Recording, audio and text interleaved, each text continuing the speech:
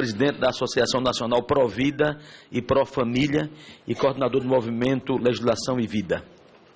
15 minutos, eu pediria com 3 minutos antes, vou começar a dar esse sinal aqui, para que a gente possa tentar, né, conduzir nos 15 minutos, claro, precisando de algum tempo a mais.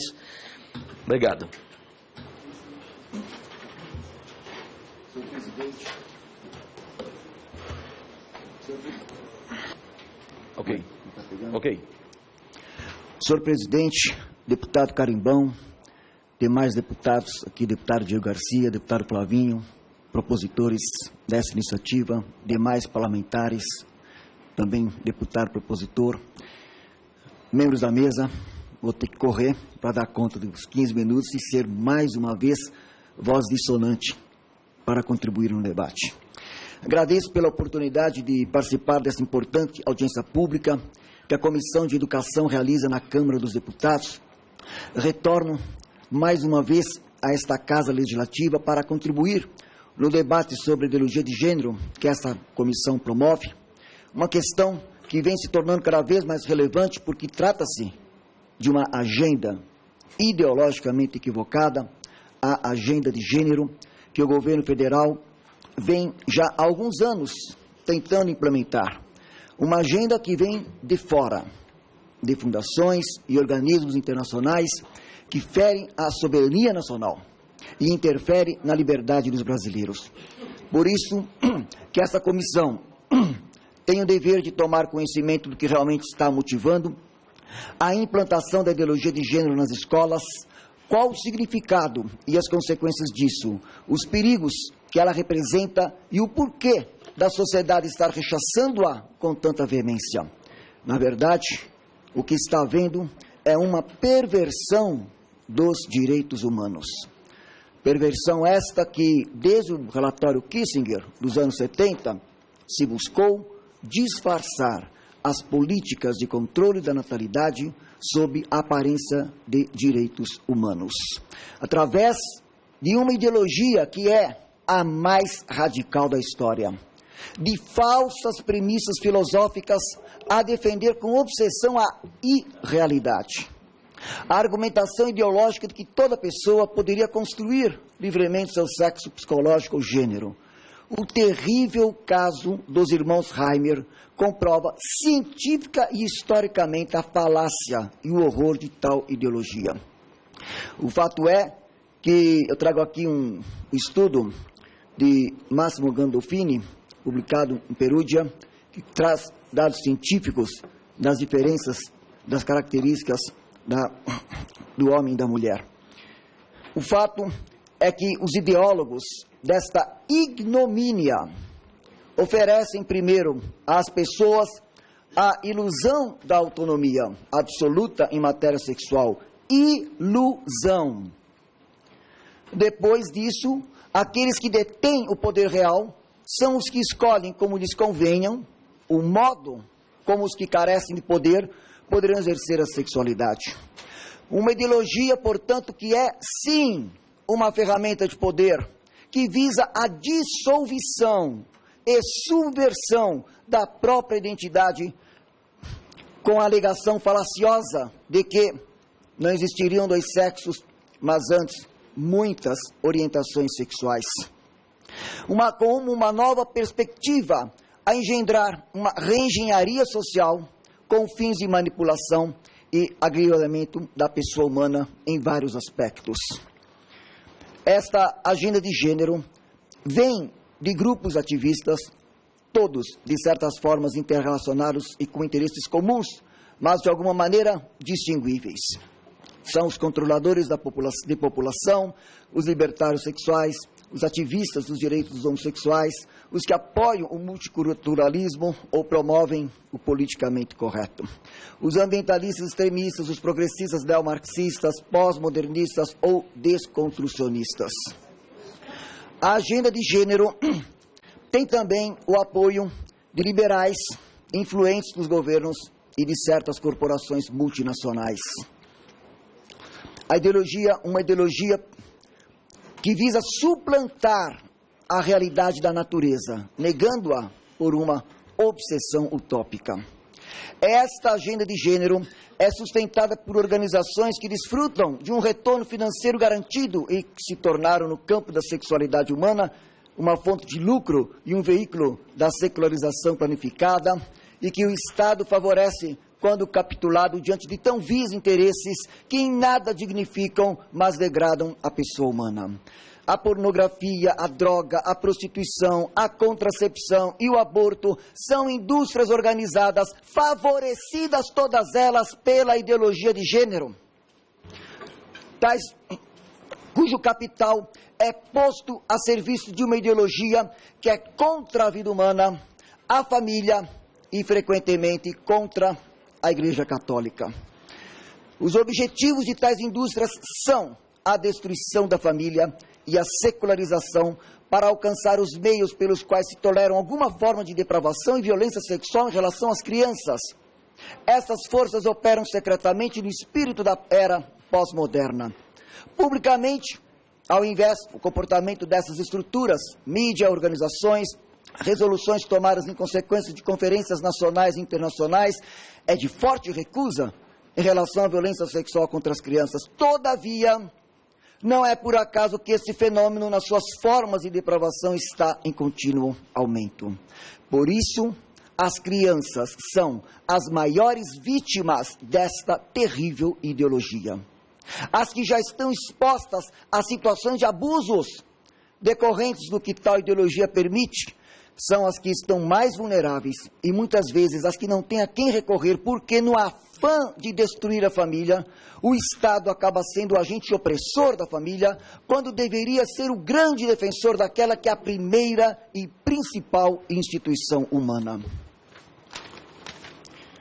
Como hoje, quando vemos uma guerra declarada contra a família, em que as forças da cultura e da morte agem com mais convergência e uma ampla gama de recursos, inclusive públicos, para com mais ousadia e até insanidade, fazer a impostação de uma ideologia contrária à humanidade, ao que é verdadeiramente humano em cada pessoa. Com esta agenda, o governo se volta contra o povo brasileiro, que não aceita naturalmente, mas o governo ignora o que o povo pensa e sente a respeito e quer praticar descaradamente a doutrinação marxista liberal do feminismo radical nas escolas, sem levar em conta o direito dos pais em educar seus filhos, agindo contra, portanto, a autoridade dos pais, autoridade esta que a ideologia de gênero quer minar. Sabemos que, como diz Dorotas Cornas Biela, a batalha contra a família está entre as mais graves batalhas contra o cristianismo, em particular contra os católicos.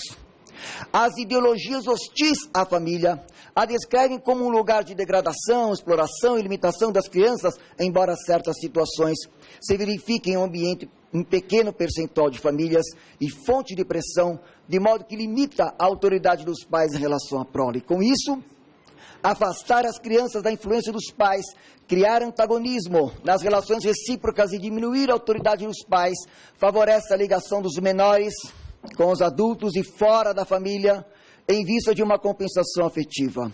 Neste caso, as crianças tornam-se uma presa mais fácil para satisfazer as tendências patológicas dos adultos.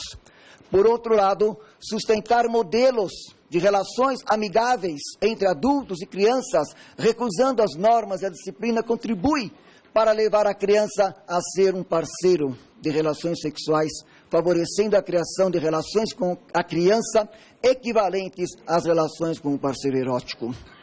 As crianças, portanto, como dissemos, são o alvo desta agenda de gênero e precisamos protegê-las disso.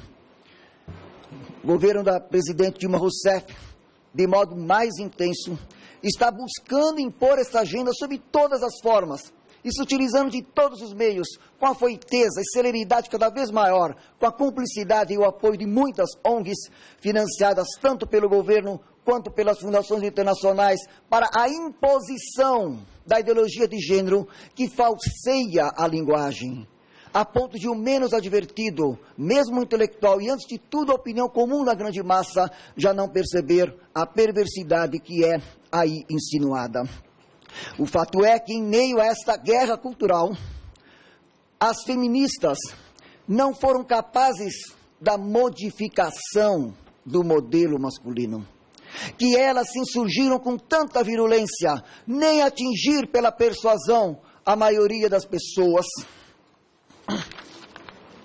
que sempre viu com muita desconfiança e desaprovação tais propostas, restritas apenas a uma minoria sofisticada, a minoria anarcofeminista, aliada aos marxistas, pois Engels lançou as bases de união entre o marxismo e o feminismo.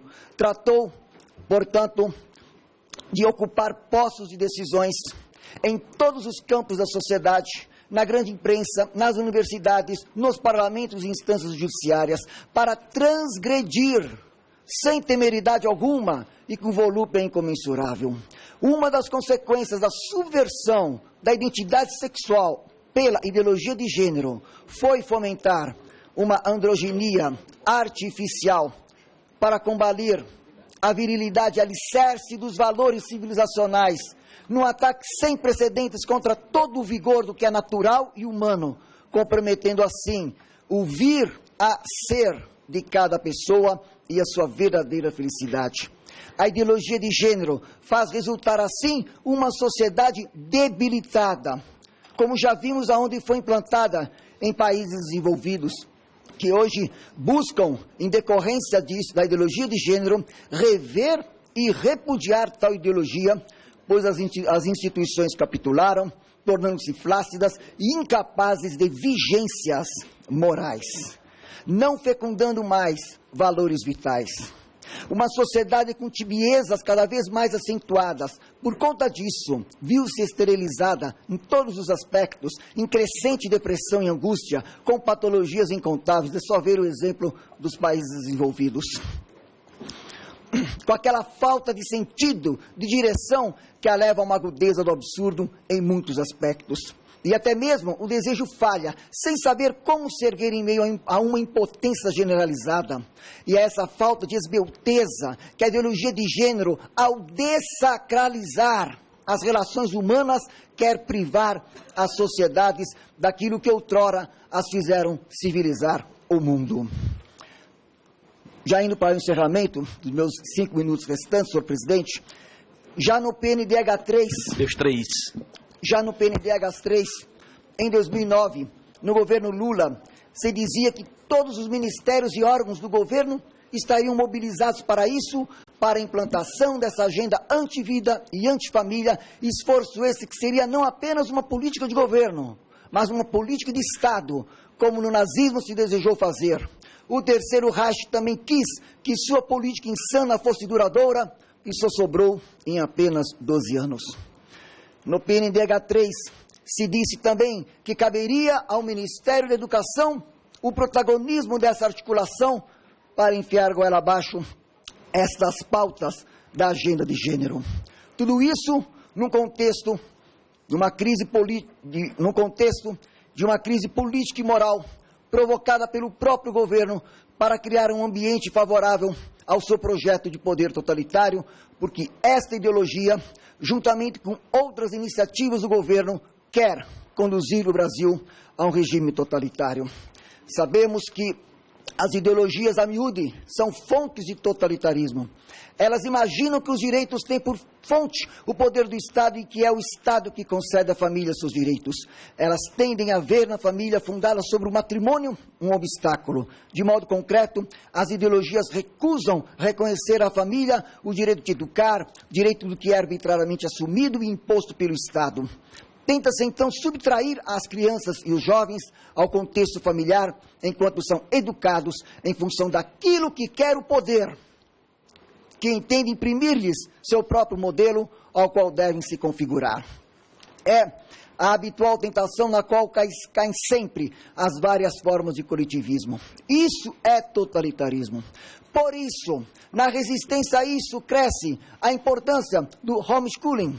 E menciono aqui também o importante trabalho da escola sem partido, nesse sentido de erradicar a doutrinação ideológica nas escolas, assim como outras iniciativas que buscam evitar a subjugação das mentes ao comportamento decorrente de uma lavagem cerebral que tal ideologia propicia no afã de destruir a base familiar, suporte da pessoa humana. Para encerrar, meu último parágrafo, senhor presidente, nesse sentido, cabe lembrar a advertência do Papa Leão XIII de feliz memória. Querer, pois, que o poder civil invada arbitrariamente o santuário da família é um erro grave e funesto. Nesse sentido, sempre foi assim ao longo da história.